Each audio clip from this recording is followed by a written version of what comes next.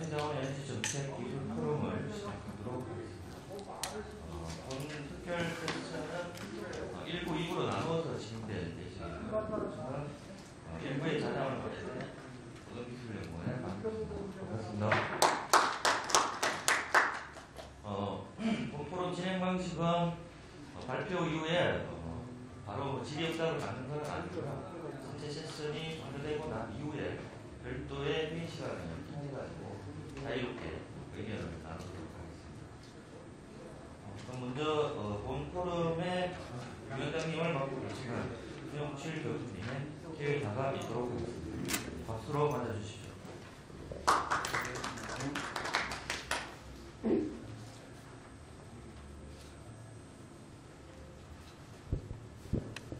네, 안녕하세요. 원래 제주까지 원래 제주 올 땐 들뜬 마음으로 즐거운 마음으로 와야 되는데 상황이 어려운 가운데서 또 어제 오늘은 이쪽도 지금 좀 바람이 부는 것 같아요. 그래서 힘든 가운데 이렇게 오셨는데 저희 회자원 에너지 정책 기술 포럼은 사실 올해 3월에 저희들이 이 회자원 에너지 쪽으로의 좀 활용이 지난 한 2, 3년 국가의 여러 정책이나 제도들이 좀 미진한 이런 것들이 많이 있다고 생각하면서 이쪽에 전문하시는 여러분들이 함께 국가의 이런 정책과 또는 앞으로 나아갈 기술 이런 것들을 어떤 방향으로 가면 좋을지 이런 것들을 좀 같이 연구도 하고 조사하는 거죠. 그리고 국가의 어떤 정책 제안을 좀 하자 하는 이런 차원에서 포럼이 구성이 됐습니다. 앞에서도 우리 회장님 그런 말씀이 있었지만 폐기물 자원순환학회, 회자원에너지 기술협의회, 또 우리 열환경공학회 이 세 학회 협의회가 공동으로 이 포럼을 구성을 하게 됐습니다. 그래서 앞에 말씀드린 것처럼 그런 국가의 정책, 기술 이런 것들에 대한 제언을 하는 것으로 하자. 그리고 또 내부적으로는 저희들이 이런 것들에 대한 객관적인 자료와 이런 정보들을 좀 정리하는 기회로 삼기도 하고요. 또 국가 R&D는 뭘 해야 될지 이런 것들도 조사하고 해서 여기에 얻어지는 이런 자료들을 대외적으로 좀 홍보도 하고 이런 의견 수렴을 해서 국가의 그런 것들을 제언을 해보자. 이렇게 해서 여러 가지 제도 활용 현황 또는 이슈가 되는 기술에 대한 시설에 대한 안정성, 환경성, 또 주민들과의 갈등을 어떻게 해결할지 이런 부분들에 대해서 포럼을 운영해서 소개하고 의견을 수렴하는 이런 자리로 가져오고 있습니다. 그래서 뒤에 마지막 발표에서 이런 세세한 얘기들을 더 말씀을 드릴 거지만 7차례 정도, 오늘까지 해서 7차례 정도의 포럼, 그리고 한 2번 정도의 간담회, 그리고 여러 가지 매스컴의 뉴스와 이런 내용들을 홍보하는 이런 활동들을 해왔습니다. 우리 여기 학회 회장님이신 유 회장님을 통해 뿐만 아니라 한 2분이 부위원장으로 수고해 주시고 있고 또 한 20여 명 정도의 포럼위원들 한 40여 명 정도의 자문위원들을 모시고 포럼을 진행해 오고 있습니다.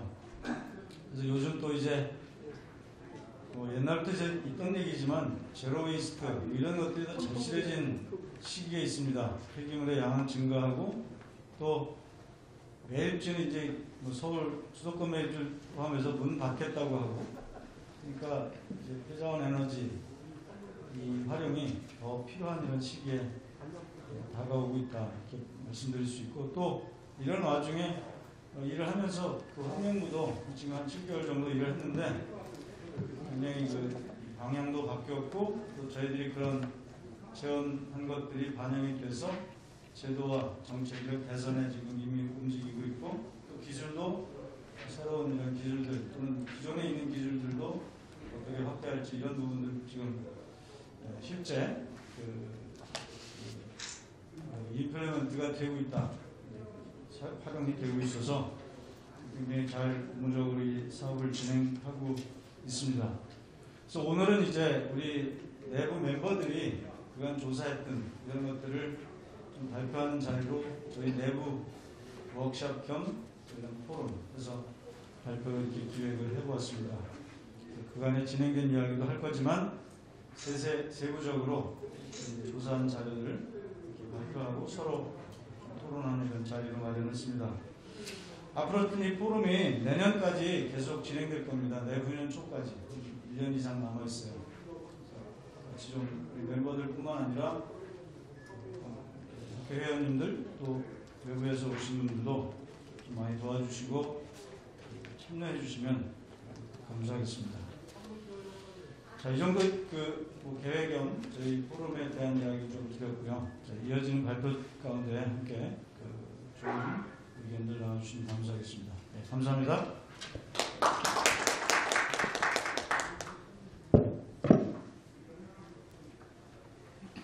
그럼 이제 본격적으로 포럼을 시작하도록 하겠습니다. 첫 번째 발표는 회전 관련 정책 변화가 재활용 및 에너지 사업에 미치는 영향에 대해서 사무환경기술의 오종혁 박사님께서 직접 오늘 사정상 참석을 못하시고 동영상을 발표자를 보내주셨기 때문에 동영상을 통해서 발표를 듣도록 하겠습니다.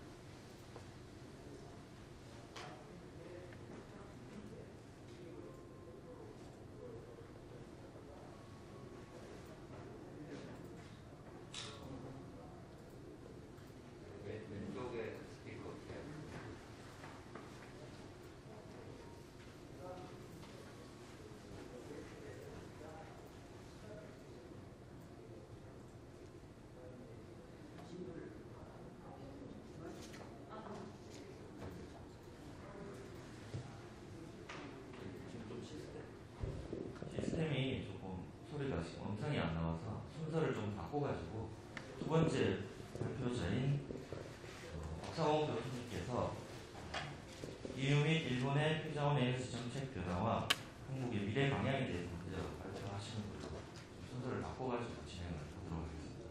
죄송합니다.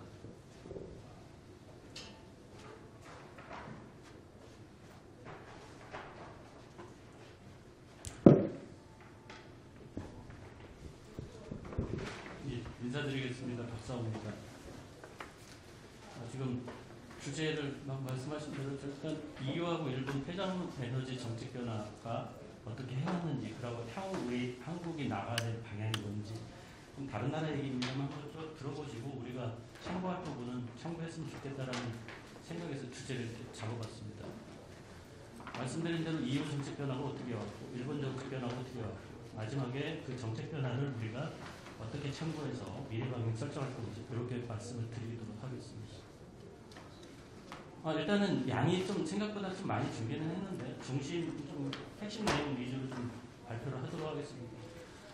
전혀 엉뚱한 얘기인데 사실 2010년도에서 10년 계획을 EU가 한번 발표를 했어요. 거기에 크게 세 가지 테마하고 이니시어티브 한 7가지였는데 그중 자원유입이라는 부분이 지속 가능한 성장 부분이 들어왔고, 그런 얘기에 대해서 쭉 일맥상통하게 쭉 EU 정책이 펴오고 있다는 얘기입니다. 자원유입이 아마 2010년도에 발표하고 2015년도에 선도 7개 국가들이 쭉 처음에 테이블에 특이하게 자원유입이라는 꼭지를 가지고 논의했던 첫 사례가 있고요. 이걸 기반으로 해서 2016년도, 17년도 세부 내용에 대해서 환경장관들이 별도로 모여서 계속 이어오고 있다는 말씀을 드리겠습니다. 그래서 최근에 우리가 언론이나 많이 접하고 있겠지만 EU 순환경제라는 게 사실 유엔에서 15년도에 9월달에 지속가능한 발전 의제를 채택해서 SDG가 채택이 됐고요. 아까도 말씀드린 대로 G7 국가들이 모여서 다시 자원조율, 그리고 파리 협정 12월달에 했습니다. 이런 것들 세 가지를 녹아들인 게 바로 순환경제다라고 보시면 됩니다.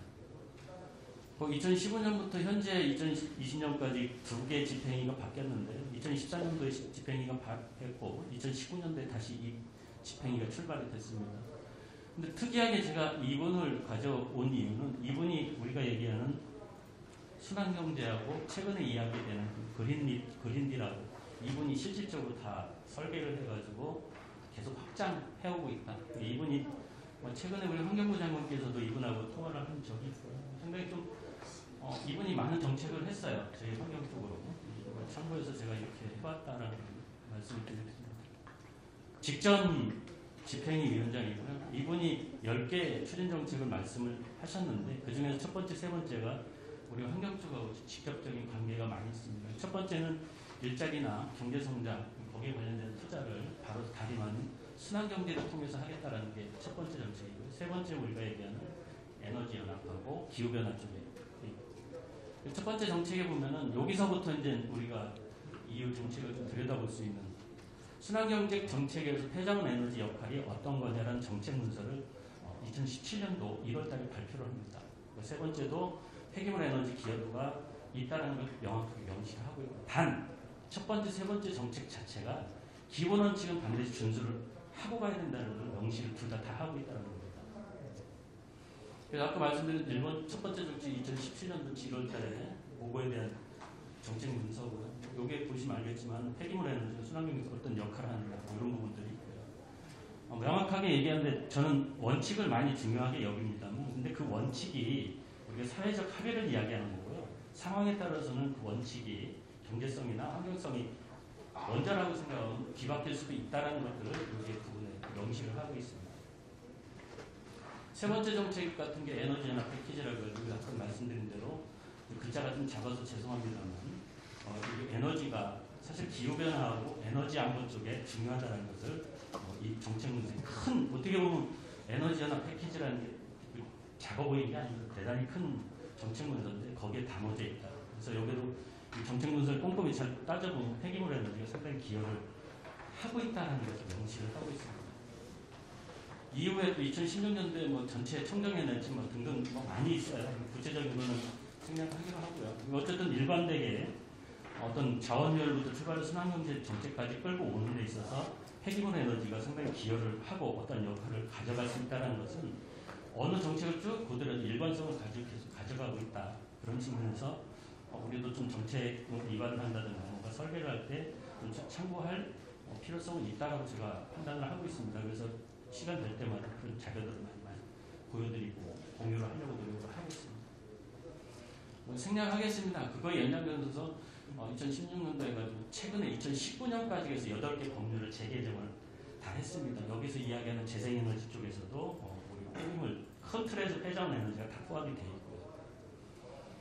있고요. 폐자원 에너지 잠재력 제시라고 해서 이것도 역시 어떤 로드맵을 만드는 데서 나온 정책 문서인데 쭉 보시면 되겠고요. 결국은 여기서도 제가 아까 얘기한 우선순위는 지금 이분들이 스스로 정책이 지금까지는 우리가 명확성이 좀 떨어졌다. 반성하는 기회를 이야기를 하더라고요. 폐기물 에너지가 분명히 기여는 하되 우선순위에서 좀 원칙을 가지지 못했다라고 이 내용에 좀 명시를 하고 있습니다. 그래서 쭉 보면은 순환경제 아까 첫 번째 정책, 두 번째 정책의 공통분모가 이게 이런 그림은 아마 여러분들이 많이 접해 보실 겁니다. 그래서 폐기물 에너지가 에너지 연합 쪽이든 아니면 순환경제 쪽이든 거기에 공통분모가 들어간다는 점은 상당히 중요하다. 최근에 1년 가까이 됐네요. 이제 저 위원장 들어오신 지. 이분은 6개의 정책을 했습니다. 그린딜이라고 해가지고 다들 아시듯이 2050년도에 탄소 중립을 하시겠다. 이게 첫 번째 정책이 대단히 중요하죠. 근데 전에 제가 이 포럼 2차 때 발표를 했는데 그 이후에 9월 17일 날 제가 그때 발표할 때는 50 내지 55%라고 했는데 확정이 됐습니다. 9월 17일 날 55%로 온실가스를 하겠다. 90년 배출 대비 절대량으로 55% 줄이겠다. 재생에너지에 대한 건 아직 발표를 안 했습니다. 법률 개정이 또 들어갔습니다. 그래서 여기 재생에너지가 아무래도 55% 달성하기 위해서 재생에너지가 이때 당시에 32% 이상했는데 더 커지지 않겠느냐. 근데 그 재생에너지 우리 다 알고는 뭐 태양광 풍력도 있지만 회자원 에너지에 대한 부분도 기여도가 있을 거라고 당연히 예상이 됩니다. 그래서 쭉 아까 내 그림이 연장되는 게 최근에 19년도에 그린딜을 발표하고 순환경제 2 버전이 다시 상업적으로 나왔습니다. 그래서 이거는 순환경제 정책이라는 것은 우리가 간과할 수는 좀 없다. 국제적인 흐름이기 때문에 우리 폐기물 정책도 순환경제 내에서 회자원 에너지 정책을 어떻게 끌고 갈 것이라는 부분에서는 좀 우리가 고민을 좀 해봐야 될 시점이 됐다고 봅니다. 요거는 좀 다른 얘기인데요. 전에도 제가 말씀을 드렸는데 앞으로 우리가 뭔가 금융투자라는 게 정부 투자금 가지고는 안 되거든요. 민간 자금을 끌어와야 되는데 그 민간 자금 때에 그분들이 투자를 할 때 요즘 많이도 알겠지만 명확한 기준이 있어야 돼요. 그래서 최소한 6가지 꼭지 중에 최소한 하나 이상을 만족을 해야지만 민간 자금이 투자되도록 이런 가이드를 법률로 만들어냈습니다. 그래서 보시면 알겠지만 1번부터 6번까지 있는데 제가 여기 빨간 글씨라는 것은 순환경제 폐기물 예방 재활용 쪽, 오염 방지 쪽 이 두 가지가 우리 폐기물하고 관련이 되고요. 저게 명확하게 명시가 돼야지만 우리도 앞으로 국제사회에서 흘러가는 우리나라도 민간 자금, 민간 투자를 유치할 때 그냥 투자하는 것이 아니라 저런 기준이 명확하게 설정이 돼서 그 기준에 부합하는 경우에 한해서 투자가 이루어질 겁니다. 그래서 일단 테크니컬 리포트가 올 3월달에 한번 나왔는데요. 일단 제가 이렇게 저기 많은 페이지가 들어가 있는데 저희 환경 쪽에 관련되는 것만 제가 스킵을 해서 이렇게 나름대로 가져왔어요. 이게 좀 잘 글자는 안 보이는데 결국은 그림을 보시면 에너지 쪽이고요. 청정에 대한 부분이 있습니다. 그래서 정성 기준만 있고요. 내년 12월 목표에서 정량 기준, 에너지 회수, 했어가 아니라 했는데 얼만큼 했어라는 기준이 별도로 설정이 될 겁니다. 그래서 우리 폐자원 에너지 기술 포럼, 정책 포럼도 아마 그런 부분도 향후에는 논의를 해서 우리 자체적으로 포럼 자체적으로 기회가 된다면은 정량적인 기준이라든가 이런 것도 제시해서 정부가 오히려 그걸 기반으로 해서 뭔가 민간 투자를 할 수 있는 그런 기반을 만드는 것도 의미가 있다라고 봅니다. 그래서 말씀드립니다. 최근에 10월달 20일하고 10월달 30일날 환경부에서 나온 자료고요. 그래서 순환경제는 반드시 들어갑니다. 국제사회 그린 뉴딜도 EU하고 공조를 같이 하겠다. 그리고 또 10월 30일날 녹색금융 이게 좀 전에 제가 말씀드렸던 그거의 연장선상입니다. 근데 구체적으로 저게 제가 협의체에 들어가질 않아서 어떤 논의가 되는지는 사실 잘 모르겠는데 아무래도 모니터링 다 하시겠죠. 그래서 EU가 아무래도 EU하고 다 같이 또 협조를 하다 보니까 좀 전에 얘기했던 그런 그거에 대한 것들도 연장선상으로 같이 들어오지 않을까 이렇게 예상을 해봅니다. 법에 대한 얘기인데요. 좀 간략하게 가겠습니다. EU에서는 뭐 폐기물 에너지에 대해서 뭐 폐기물 프레임워크 법률, 뭐 메릿, 재생에너지 뭐 이런 것 등등 관련돼서 있습니다. 법이 이렇게 구성이 되어 있고요. 어쨌든 다들 아시겠지만 에너지 회수율을 2008년도 도입하고부터 이 그림은 제가 5월달에 발표할 때는 독일만 사례를 했는데 EU 전체 평균도 지금 제가 다시 통계를 가져왔어요. 그래서 2008년도에 이 아란이라는 제도를 도입하기 이전에는 독일 같은 경우는 에너지 인증, 그러니까 아란에 인증되는 비율이 40%가 채 안 됐었어요. 근데 그 인정되고부터 쭉 노력을 해가지고 거의 지금 100%에.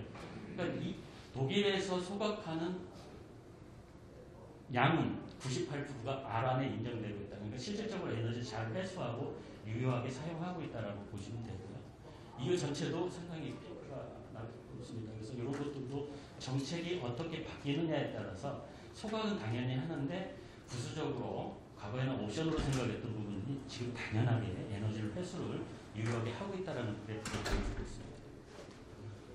매립은 어쨌든 우리가 하나만 볼 수 없죠. 결국 폐기물 발생이 됐을 때 이 100에 대한 것을 어떻게 처리할 거냐 잘 알다시피 뭐 재활용 갈 거냐 소각 갈 거냐 매립 갈 거냐인데 매립 비율을 10%로 가이드를 줬어요. 의무사항입니다. 그래서 2035년 동안 EU 전체에서 나오는 폐기물을 10% 이하로 다운을 시켜야 돼요. 그래서 이 빨간색이 나는 많이 줄이고는 와 있지만 그럼에도 30% 초반이거든요. 그래서 이걸 10% 이하로 하게 되면 나머지 90%에 대한 것을 재활용으로 가든 소각을 통하든 에너지 회수하는 쪽으로 흘러갈 수밖에 없다라는 의미에서 이 법률 개정이 상당히 의미가 크다라는 겁니다. 팩트 약이고요. 그러니까 보통 우리가 2006년도 버전이 작년 2019년도 버전이 새로 바뀌었습니다. 과거에는 톤당 얼마의 에너지를 생산을 해야 된다라는 그 생산과 자체적으로 소비하는 걸 가이드를 줬었는데 이게 작년 버전으로 바뀌면서 톤당 얼마가 아니라 효율 개념으로 좀 바뀌어가고 있다는 게 상당히 좀 의미를 크다고 저는 개인적으로 생각합니다. 일본 얘기를 좀 잠깐 하겠습니다. 일본도 이렇게 법률 체계가 있고 더블이 폐기물 에너지가 순환 우리를 뚜렷하신 자원순환 기본법, 폐기물 처리법, 지구온난화, 바이오매스 활용 추진법 이 네 가지에 관련돼서 폐기물 에너지가 좀 직간접적으로 관련이 되고 있다는 얘기입니다. 그리고 일본 아베 했었죠. 직전 내각 총리가 2016년도에 2015년도 12월 달에 유엔에서 채택한 SDG를 추진하기 위한 공보를 만들었고요. 거기서 여러 가지 큰 꼭지가 8가지를 제시했는데 그래서 5번째 꼭지가 재생에너지, 기후변화 대책, 순환형 사회 이런 것들이 들어와 있다라고 보시면 됩니다. 그걸 기반으로 해가지고 제5차 환경기본계획이 2018년도 4월달, 6월달에 우리로 되게 자원순환 기본법 제4차 기본계획이 마련됐습니다. 다 일관되게 아까도 얘기했던 그 SD 추진하는 거하고 연관돼서 첫 번째, 세 번째가 관련되는 겁니다. 이게 우리가 이게 자원순환 기본법에 해당되는 4차 기본법 많은 얘기가 있는데 뭐 이렇게 해서 현재 지역 순환공생권하고 적정처리 추진과가 실질적으로 폐기물 에너지 쪽과 관련되는 일을 많이 하고 있습니다. 시책을 많이 피고 있습니다. 그러한 것들 중에 또 최근에 2016년도 기본방침이 한번 바뀌었고요. 2018년도 폐기물 처리시설 정비 계획이 마련되어 있고요. 이 두 가지가 어떤 의미를 가지고 있느냐면은 일단 요거는 일단 그래프로 좀 보여드리겠습니다. 어떤 변화가 있는지에 대해서는 두 가지는 하나는 2017년도보다 2020년도의 발전 효율을 이렇게 한 2% 평균값으로 끌고 가겠다. 또 하나는 에너지 회수를 자체적으로 소비하는 경우는 외부 공급하는 비율을 46%까지 끌고 가겠다는 부분이 있습니다. 예, 그러한 정비 계획을 이렇게 5년 단위로 꾸며서 일전에도 말씀드렸는데 특이한 게 이건 좀 염두에 두셨으면 좋겠습니다. 이 정비 계획 자체를 우리나라 따지면 국무회의에서 논의를 한다는 겁니다. 그래서 거기서 결정을 하기 때문에 예산권을 바로 받을 수가 있어요. 그래서 이 그러니까 일본은 가계 결정이라고 하는데 국무회의를 통해 가지고 처음에 2011년도 목표에는 2,500메가와트 설비 용량을 만들겠다. 그 다음에 2017년까지는 평균 효율 설치 기준에서 21%, 정비 기준에서 21% 각각 목표로 하고 있다. 이런 정책이 어떤 결과를 가져오느냐? 아까도 일단 톤당 폐기물 발전량이 2000년도 기준에서 116였던 게 2018년도에 284kWh로 상당히 급증합니다. 그러니까 일본 같은 경우도 폐기물을 감량화 목적으로 소각 처리했던 것들을 에너지 회수 쪽으로 좀 정책 방향을 틀었어요. 그런 것들이 아까 기본 방침이라든가 정비 계획을 통해 가지고 이렇게 상향하는 결과를 보이고 또 발전 효율 자체도 꾸준히 올라가고 있다는 겁니다. 그래서 아까도 1차 정비 계획, 2차 목표, 3차 목표 이런 것들에 의해서 계속 올라오고 있다. 그래서 우리도 정책 제안을 할 때 이런 부분들을 좀 강력하게 요구를 해야 되지 않느냐. 왜냐하면 물론 일본 얘기지만 우리 폐기물 정책이 사실 일본이나 EU 영향을 좀 많이 받아왔던 게 사실이고요. 그런 부분에서도 우리가 받아들일 거는 과감히 좀 받아들여야 정책에 반영되도록 노력할 필요는 있다는 거예요. 소각 실수는 줄어들고 열 횟수 중에 발전 비율은 대단히 커지고 있다.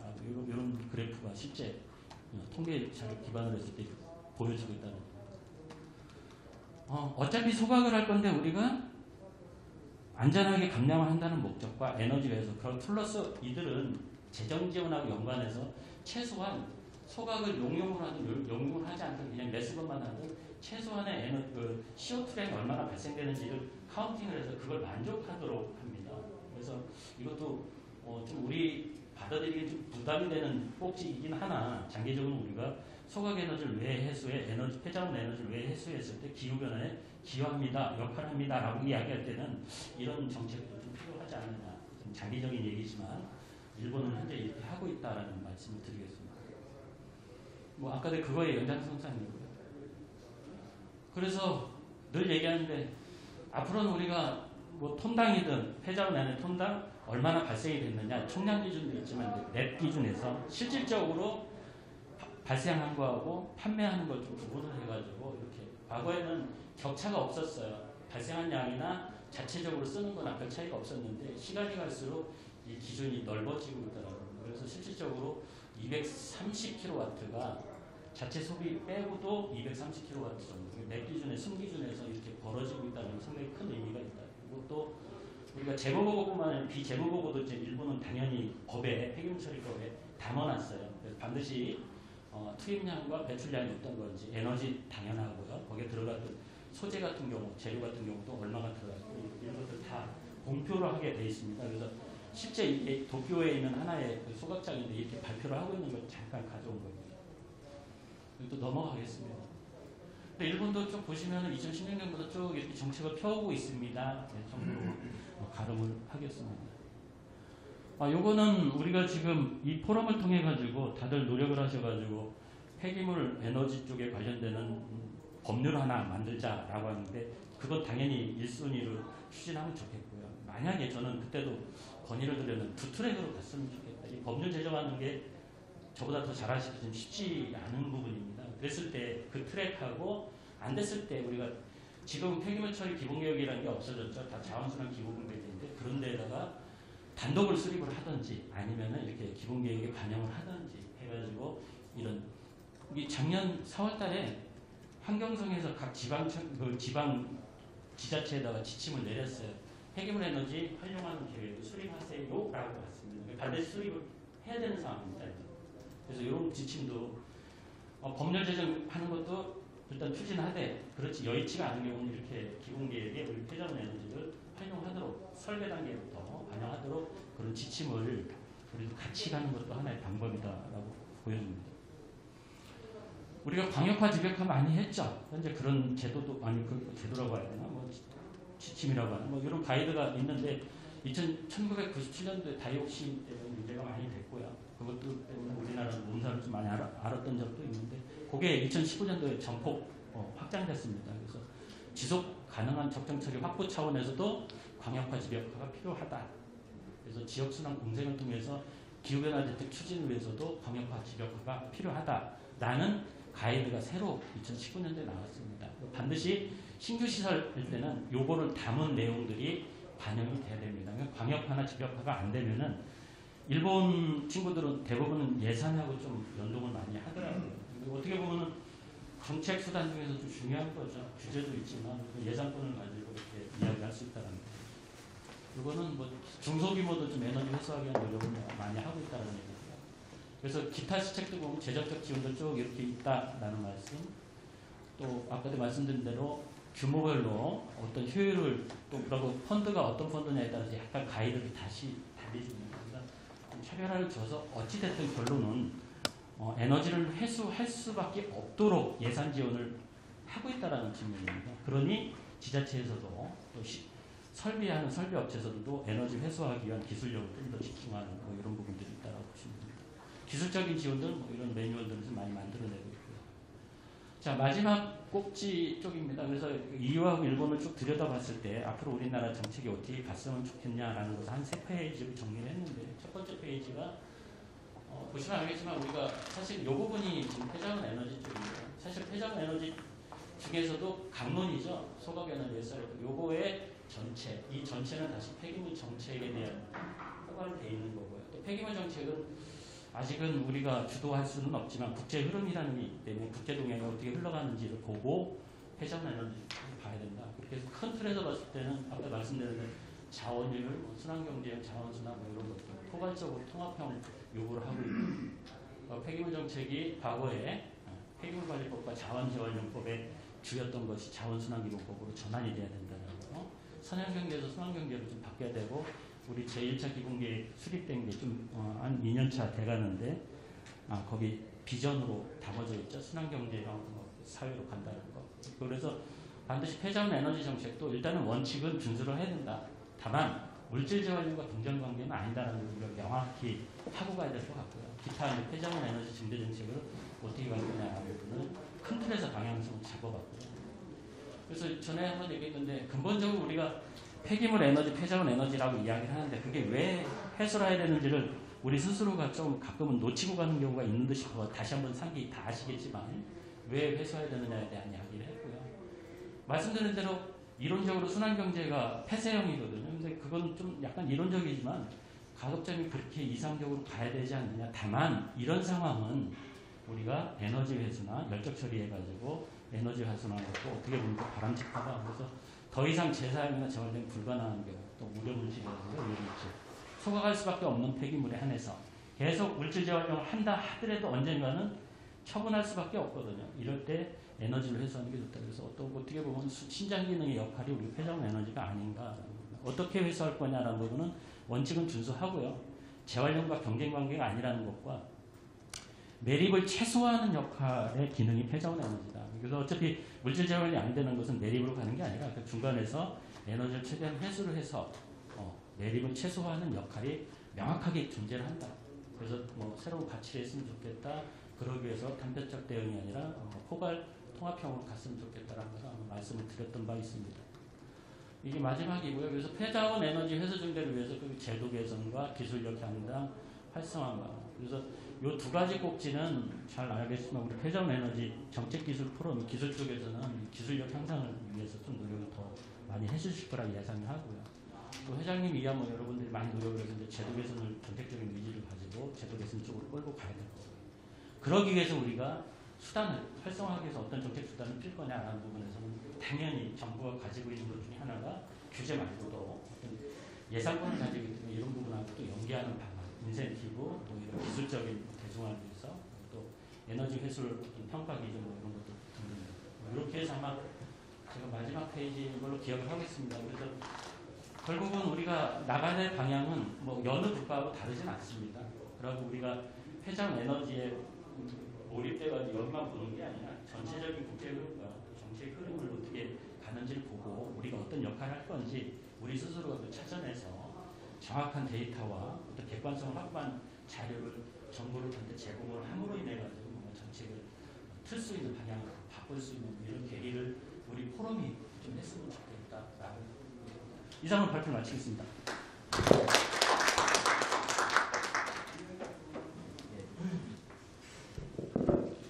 네, 오상훈 교수님께서 EU하고 일본의 정책 변화하고 그런 내용들을 기반으로 우리가 앞으로 가야 될 방향에 대해서 잘 정리해서 말씀해 주신 것 같습니다. 다음은 안녕하십니까. 사무환경기술의 오종혁 박사님께서 폐자원 관련 정책 변화가 재활용 및 에너지 사업에 미치는 영향에 대해서 영상을 통해서 발표를 전치하도록 하겠습니다. 기술 오종혁입니다. 저는 오늘 폐자원 관련 정책 변화가 재활용 및 에너지 사업에 미치는 영향에 대해 발표하겠습니다. 본 발표에서는 정책의 변화에 따라 폐기물 중간 가공 업체의 동향, SRF 전용 에너지 사업의 영향, 금융업계에 미친 영향 등의 내용을 포괄적으로 살펴보겠습니다. 국내 폐기물은 발생량은 해가 지날수록 꾸준히 증가하는 추세를 보이고 있습니다. 2018년 국내 폐기물은 생활계 2천만 톤, 상업장계 6,100만 톤, 건설 폐기물 7천. 안녕하십니까. 저는 한국기계연구원 최연석입니다. 소각 및 SRF. 안녕하십니까. 사무환경기술 오종혁입니다. 저는 오늘 폐자원 관련 정책 변화가 재활용 및 에너지 사업에 미치는 영향에 대해 발표하겠습니다. 본 발표에서는 정책의 변화에 따라 폐기물 중간 가공 업체의 동향, SRF 전용 에너지 사업의 영향, 금융업계에 미친 영향 등의 내용을 포괄적으로 살펴보겠습니다. 국내 폐기물은 발생량은 해가 지날수록 꾸준히 증가하는 추세를 보이고 있습니다.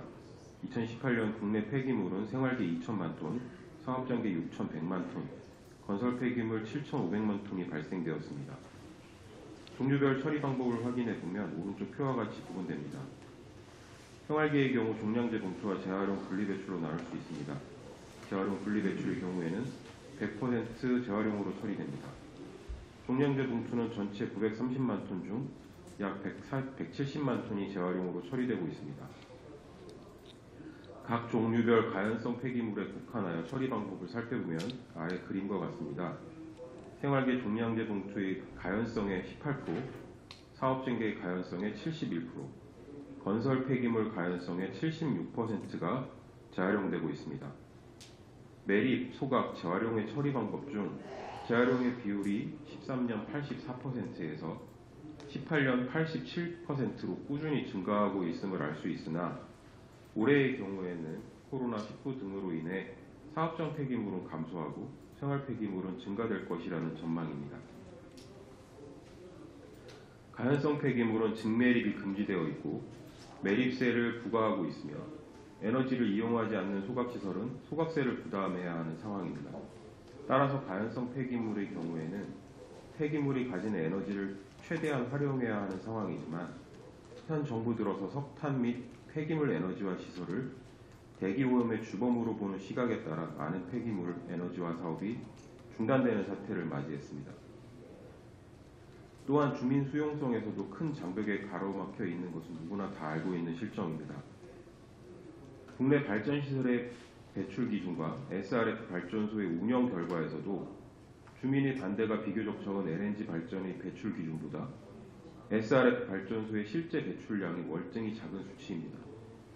현재 운영 중인 A 발전소의 배출량은 SRF 발전 기준보다 낮은 배출치로 운영되고 있으며 최근 시범 운영된 B 발전소의 경우에도 기준보다 훨씬 낮은 배출 결과를 보였습니다. 이와 같은 결과에도 불구하고 주민들은 내 주변의 폐기물 처리 시설, 에너지화 시설은 반대하고 있습니다. B 시설의 상업 운전 가동은 아직도 협의가 완벽하지 못한 상황이며 이 시설이 준공되어 있음에도 불구하고 운영이 안 됨에 따라 발생되는 매몰 비용은 엄청난 금액입니다. 이처럼 발생된 폐기물의 처리가 어려워짐으로 인해 방치 폐기물이 증가하고 있고 이에 따라 기형적 구조의 폐기물 처리가 이루어지고 있는 상황입니다. 현 시점의 폐기물 처리 상황이나 문제점은 다음과 같이 요약할 수 있을 것 같습니다. 미세먼지의 주범이라는 시각, 악화되는 주민 수용성으로 인한 정부 정책의 변화는 폐기물을 에너지화하는 SRF 전용 에너지화 시설이 취소되거나 완공 후에도 가동되지 못하는 상황을 만들었고 폐기물 발생부터 처리까지의 순환 사이클의 한 부분이 막히게 되어 수거 중단 사태가 벌어지거나 방치 폐기물이 증가하게 됩니다. 증가되는 폐기물의 적정한 처리를 위해서는 적정한 처리 시설이 필요한데 신규 사업이 출발조차 못하는 상황이 되다 보니 상대적으로 기존 처리 시설은 호황을 누릴 수밖에 없습니다. 결국에는 처리비가 상승되게 되고 현금 확보가 유리한 상황에 기존 처리 업체를 인수 합병하는 사업이 증가하고 있습니다. 정부에서는 긴급히 문제점 해결을 위해 정부 주도의 소각시설, 폐기물 보관시설을 설치하겠다고 하고 있으며 비성형 고용연료 시범사업을 펼치는 등 땜빵식의 해결 방안을 내놓고 있는 실정입니다. 폐기물 중간 가공업체의 동향을 보겠습니다. 2008년 폐기물 에너지화 종합대책이라는 정부 주도 정책이 펼쳐지고 폐기물을 이용한 에너지 사업에 인센티브를 주는 제도에 따라 폐기물을 적정한 대체 연료로 가공하는 중간 가공업체는 급격히 증가합니다. 하지만 현 정부 들어 친환경이라는 미명하에 대체 연료 수요처가 감소되게 됩니다. 이는 곧 기존 처리 업체의 기득권으로 연결되어 해가 갈수록 처리비가 증가되었습니다.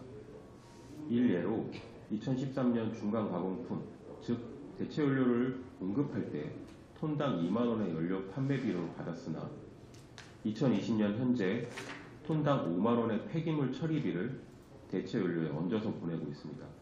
내년 1월 1일이 되면 또 5천 원을 인상한다는 얘기가 나오고 있습니다. 사실 중간 가공품이라는 이름으로 보내지고 있지만 고용연료 대품이라는 SRF와 동일합니다.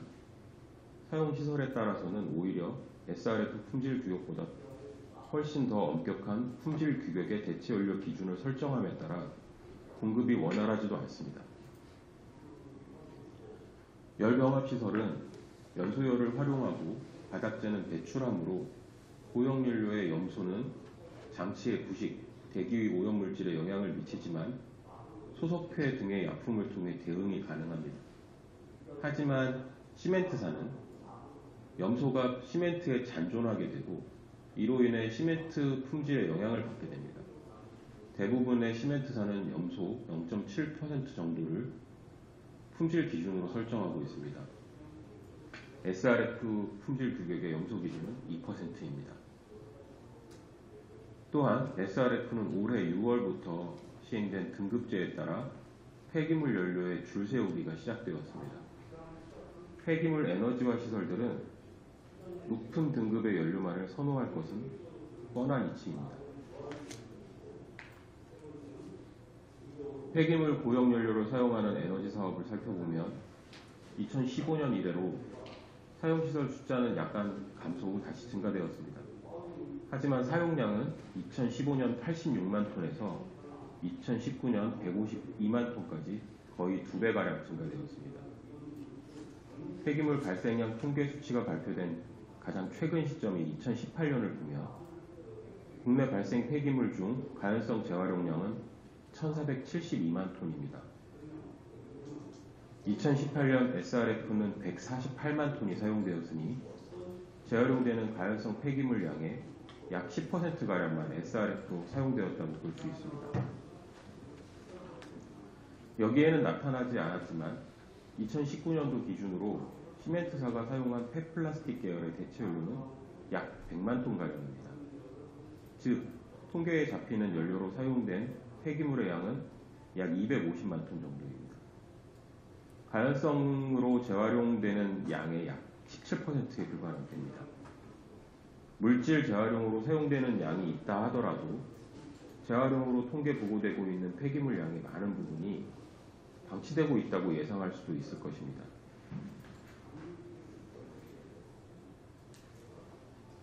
SRF 전용 사업은 RPS 제도 하에서 REC를 받을 수 있는 점으로 인해서 사업성이 좋게 평가되었습니다.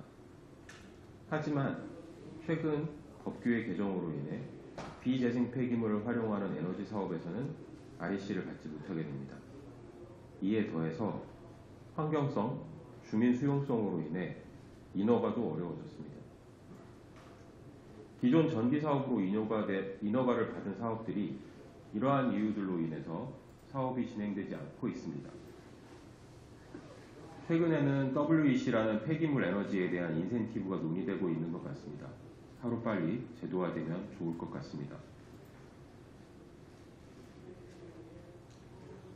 실제 2001년 이후 산업부의 전기위원회 발전사업 허가 변경 리스트와 최근의 환경공단 SRF 사용시설 자료를 분석해 보았습니다. 동일한 사업이 이런저런 이유로 변경 허가를 낸 전체 SRF 관련 인허가는 79건이지만 실제로는 SRF 관련 발전 사업은 34개의 사업이 추진되었습니다. 주로 2014년 이후에 SRF 발전 사업이 추진되었으며 2018년 이후에는 신규 사업의 인허가 추진은 없습니다. REC 제도 개선에 따라 폐기물 에너지는 인센티브를 주지 않는 것이 그 이유가 될 것 같습니다. 34개의 추진 사업 중 현재 완공되어 운영 중인 사업은 7개에 불과했고 이 중에 종량제 봉투 대상인 지자체 사업이 4건, 민간 사업은 3건에 불과한 것으로 조사되었습니다. 아시다시피 내포 그린 에너지 사업은 주민의 반대 그리고 정부의 미온적 대처로 인해 LNG로 연료 변경이 추진되어 있습니다. 한국지역난방공사의 나주 사업은 올해 초 시범 운영 및 환경 영향 조사를 완료하였고 향후 부전은 좀 더 지켜봐야 될 것 같습니다.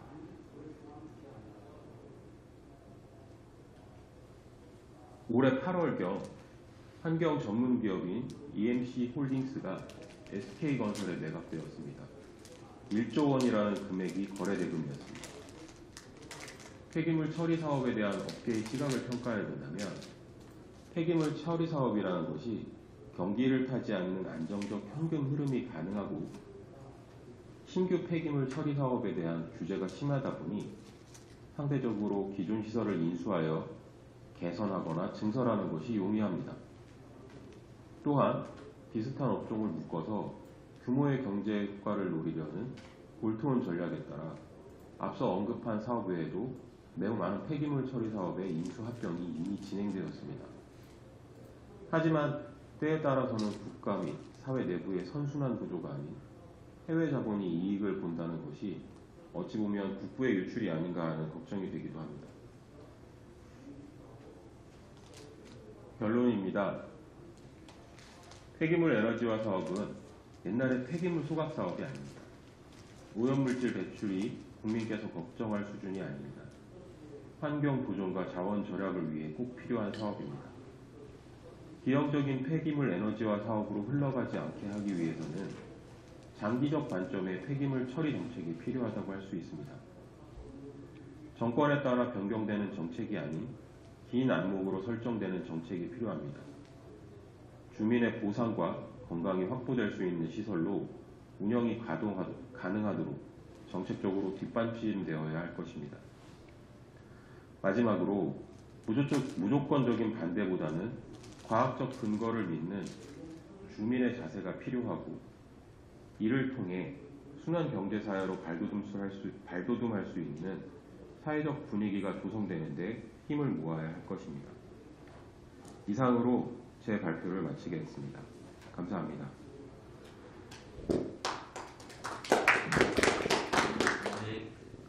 오늘 영상으로 발표를 하신 분이 두 분인데요. 혹시 그 영상 발표 내용에 대해서도 질의나 코멘트가 있으시면 전달 주시면 저희가 운영진에서 의견을 전달해서 의견 교환이 되도록 그렇게 조치를 취하도록 하겠습니다. 네, 다음은 1부 마지막 발표입니다. 발표 제목은 가연성 폐자원 에너지 생산 기술 분류 및 장래 기술 전망에 대해서 제가 발표를 하도록 하겠습니다.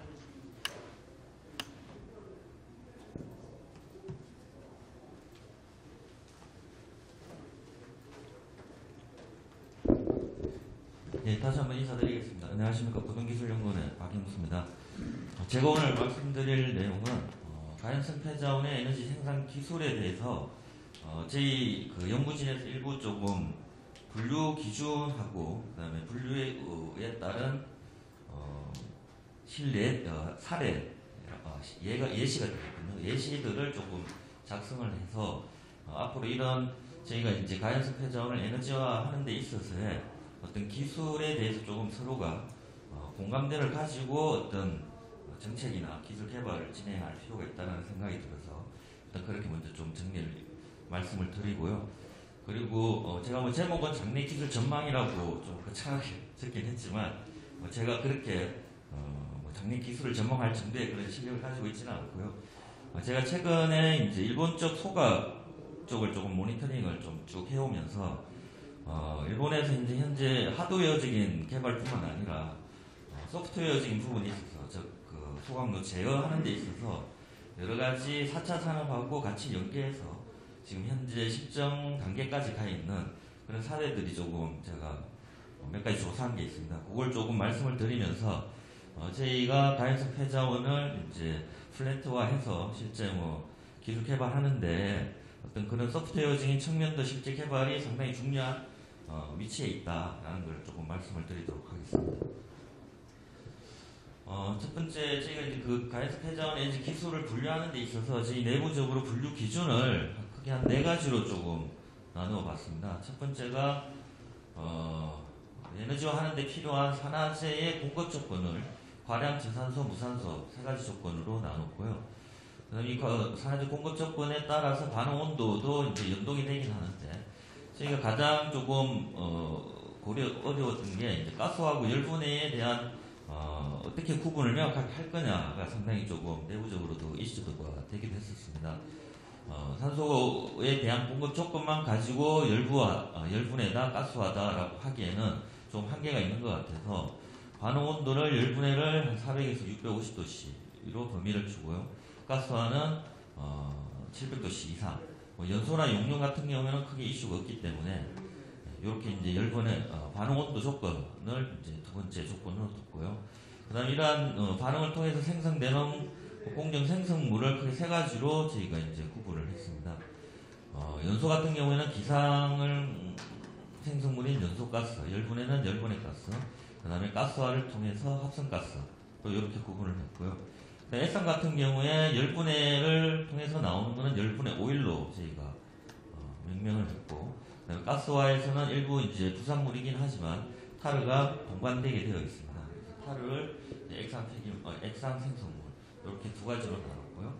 고산 같은 경우에도 소각이 이제 회재로 저희가 구분을 했고, 탄화물은 이제 열분해가 되겠습니다. 열분해에서 만들어진 고체 탄화물이고요. 그다음에 가스화 같은 경우에는 이제 최대한 비반응물을 최소화해야 되기 때문에 그래서 회재하고 하지만 뭐 100%의 탄소 전환율을 가져올 수 있기 때문에 일부 미반응 탄소 혼합물로 이렇게 조금 저희가 규정을 했고요. 그다음에 용융로에서 나오는 고체를 이제 슬래그 구분했습니다. 그리고 기술의 목적도 보시면 이제 폐자원의 안정적인 중간 처리의 개념으로 이제 저희가 할 거냐 아니면 생성된 여러 가지 열 에너지나 아니면 화학적 에너지를 가지고 두 가지로 발전 또는 열 에너지 이용, 발전 또는 화학 물질 생산 이렇게 두 가지로 구분을 했고요. 그다음에 마지막으로 생성된 여러 가지 이제 부산물이나 아니면 주생산물을 재활용할 수 있는 2차 다시 한 번 더 공정을 거쳐서 재활용할 수 있는 폐자원 재활용 이렇게 구분을 했습니다. 그래서 그렇게 이제 네 가지 기준을 가지고 저희가 이제 가연성 폐기물에 대해서만 일단은 저희가 이제 정리를 한 거고요. 그래서 중분류는 뭐 소각, 열분해 가스와 SRF 이렇게 네 가지로 크게 볼 수가 있고요. 그다음에 각각의 이제 소분류를 소각은 크게 이제 소분류를 따로 구분할 필요가 없고요. 열분해 같은 경우는 열분해 연소, 열분해 연소 용융 세 가지로 나눴고 가스화는 가스화, 가스화 용융, 가스화 연소 그리고 가스화 연소 용융 이렇게 네 가지로 나눴습니다. 열분해 같은 경우는 열분해 용융을 넣기에는 좀 이제 반응 자체가 일어날 수 있는 게 안 되기 때문에 용융을 하기 위해서 이제 산소가 들어가게 되고 그 산소가 이제 열분해에서 반응을 하게 되면 열분해의 반응 조건을 벗어나는 상황이 생겨서 열분해 용융이라고 하는 카테고리는 저희가 일단 배제를 했습니다. SRF 같은 거는 제조하고 이제 활용할 수 있는 두 가지로 일단 구분을 했고요. 그래서 이제 각각에 대해서 예시를 저희가 이제 조금 초안을 만들었습니다. 물론 이게 이제 저희가 이제 초안으로 만든 거기 때문에 기술 분류라는 게 이제 각각 연구하시는 분들이나 교수님들이 자기 나름의 이제 어떤 분류 기준을 가지고도 다 분류를 하고 계시기 때문에 저희가 뭐 이걸 꼭 이렇게 가자라고 보다는 조금 이제 일단 저희가 초안을 먼저 드리고 좀 훌륭한 여러분들의 의견을 받아서 전체 우리 국내의 전체적인 기술 카테고리를 좀 정립하는 그런 목적이라고 이해를 해주시면 되겠습니다. 그래서 열분해는 잘 아시는 것처럼 이제 인위적으로 산화제를 공급하지는 않고요. 그래서 이제 최소한 저산소가 되긴 하겠지만 어떤 기계적인 장치상으로 의도하지 않은 공기가 들어갈 수 있는 상황이 생길 수도 있습니다. 그렇기 때문에 완전 무산소라고 보기에도 좀 한계가 있어서 그래서 이제 저산소라고 저희가 이제 일단 이야기를 하고 있고요. 그래서 생성된 생산물은 열분해 가스, 오일, 탄화물 이렇게 세 가지로 이제 얻어질 수가 있고요. 열분해 연소는 아시는 것처럼 열분해를 1차로 하고 생성된 열분해 생성물을 연소로, 열분해 가스는 바로 연소로 가고 열분해에서 생성된 고체는 다시 기튼해서 연소로도 갈 수 있는 요 이제 공정을 보시면 될 것 같고요. 열분해 연소 용융 같은 경우도 그 좀 두 가지 예시를 저희가 제시를 했습니다. 첫 번째가 일체형이라고 보시면 되겠고요.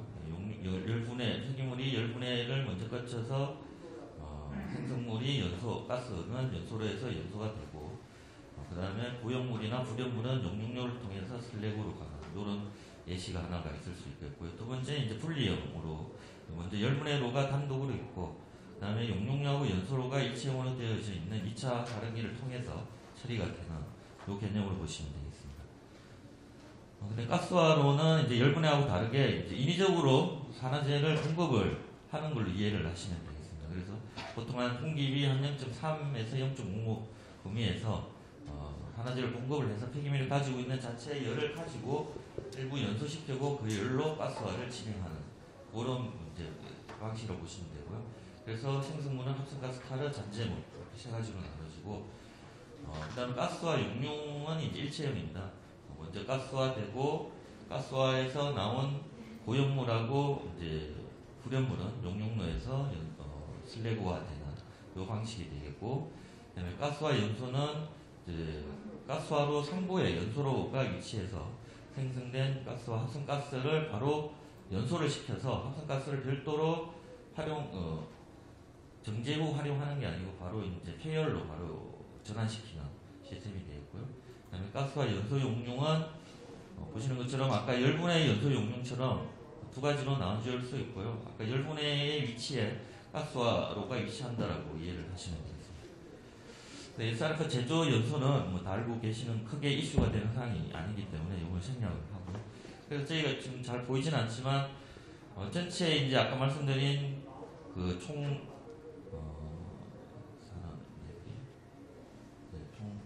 11가지 기소 카테고리에 대해서 쭉 말씀드린 공정도 예시, 그 다음에 산화제 공급 조건, 반응온도 조건, 공정 생성물, 그 다음에 이 설비의 목적 이런 것들을 이제 하나의 테이블로 일단은 정리를 해가지고 최소한 1차적으로 일단 안을 저희가 이제 작성한 상태입니다. 그래서 이제 앞으로 이제 조금 더 공감할 수 있는 여러 가지 기회를 통해 가지고 최종적으로 국내에서 가연성 폐기물을 에너지화할 수 있는 기술에 대한 분류를 조금 더 최종적으로 마무리를 지으려고 합니다.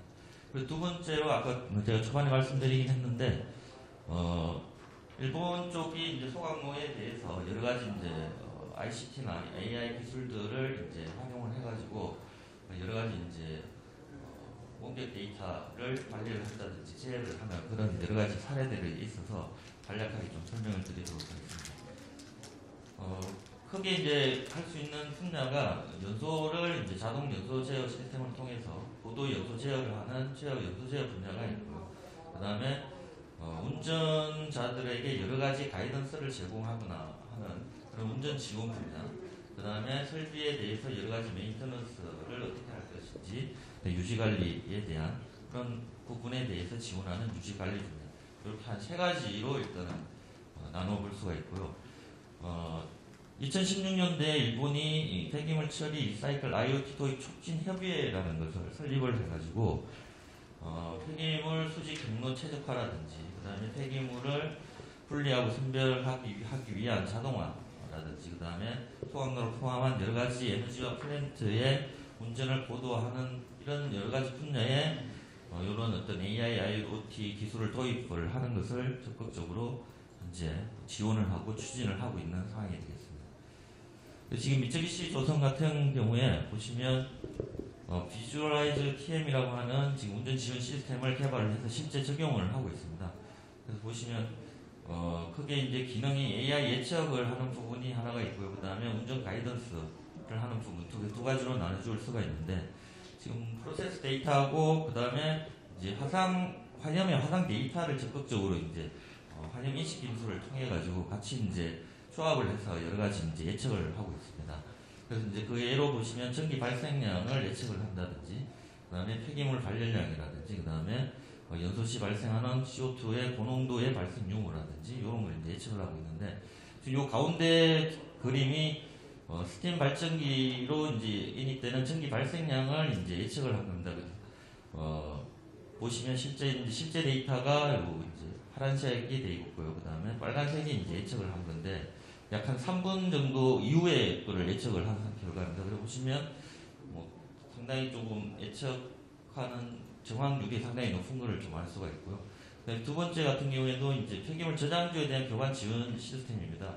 이런 같은 경우에는 이제 크레인이 이제 움직임 교관 횟수라든지, 그다음에 폐기물의 보기 밀도, 그다음에 여러 가지 이제 운전에 대한 체류 시간 이런 여러 가지들을 통해 가지고 실제 폐기물을 작업자가 일부 운전을 하긴 하지만 대부분을 자동화해 가지고 폐기물을 교반하는 부분이라든지 그 다음에 실제 공급하는 것을 자동 시스템으로 전환을 해서 이제 진행을 하고 있는 상황이 되겠습니다.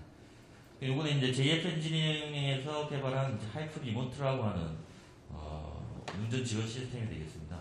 그래서 이제 보시는 게 이제 대화형 지원 시스템인데요. 이제 운전자가 이제 음성으로 이제 어떤 운전에 있어서 여러 가지 이제 문의라든지 지원을 요청한다든지 이런 게 했을 때 다시 음성 인식 지원 시스템을 통해서 다시 음성으로 어떤 가이던스를 제공하는 그런 시스템이 되겠습니다.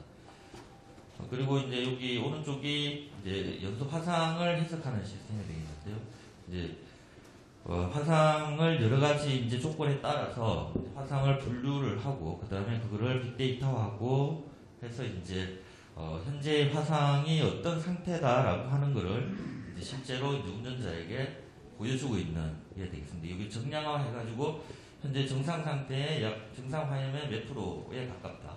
아니면 여러 가지 뭐 공기비가 낮다든지 폐기물 발열량이 높다든지 여러 가지 운전 조건에 대해서 정량화한 수치를 보여주고 있는 시스템이 되겠습니다.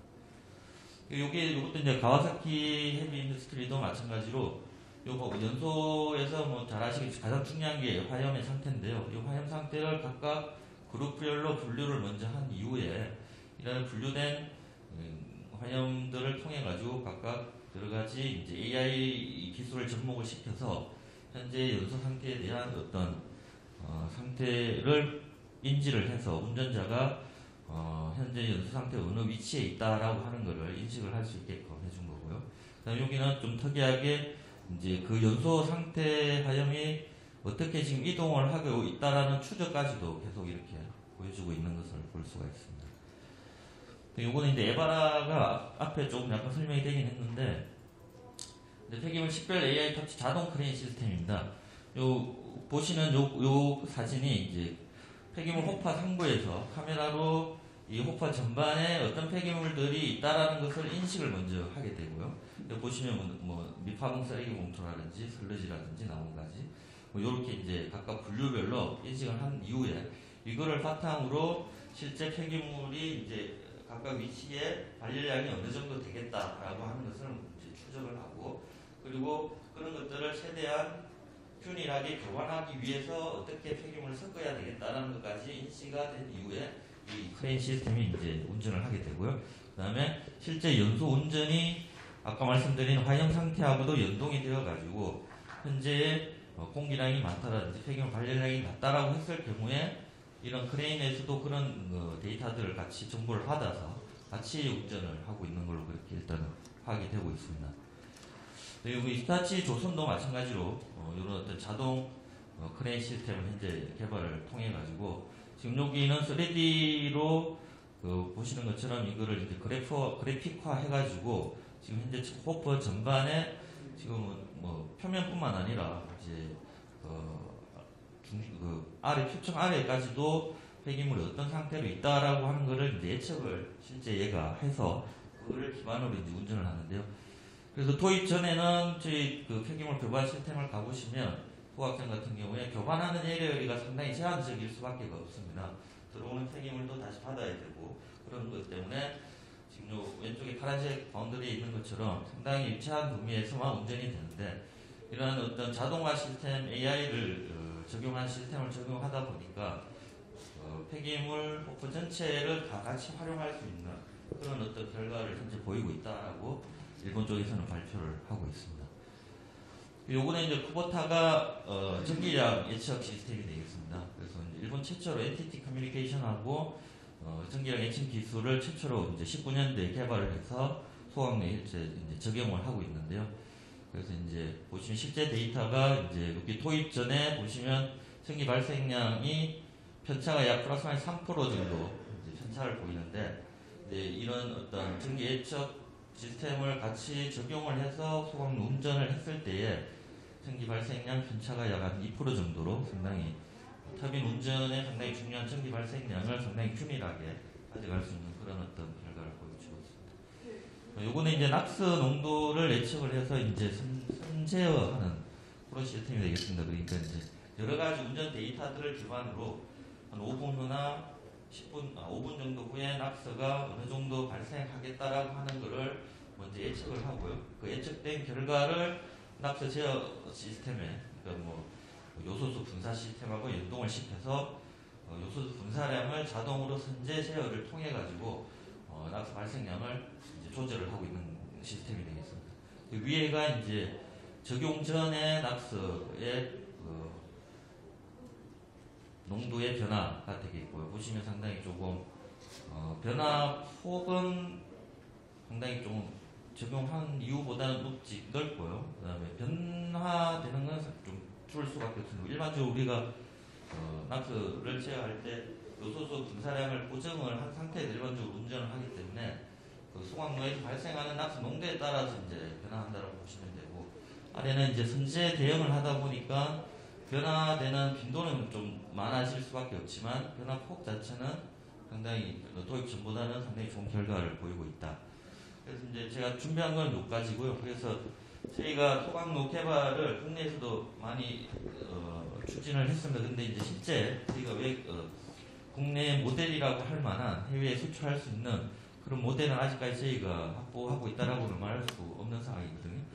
그래서 제가 이런 것 좀 조사하면서 앞으로 하드웨어적인 부분을 개발하는 것도 상당히 중요하지만 이런 어떤 4차 산업하고 연계한 어떤 지능적인 제어를 통해서 국내 유 모델을 개발하는 걸로 접근을 한다고 하면 현재 뭐 하드웨어적인 부분에 있어서 유럽이나 일본에 뒤져 있는 부분을 조금 저희가 넘어서서 저희가 지능형 소각로를 수출할 수 있는 그런 어떤 기회가 오지 않을까. 그래서 뭐 그런 쪽에 좀 기술 개발이 조금 앞으로 가야 되지 않을까 하는 생각을 해봤습니다.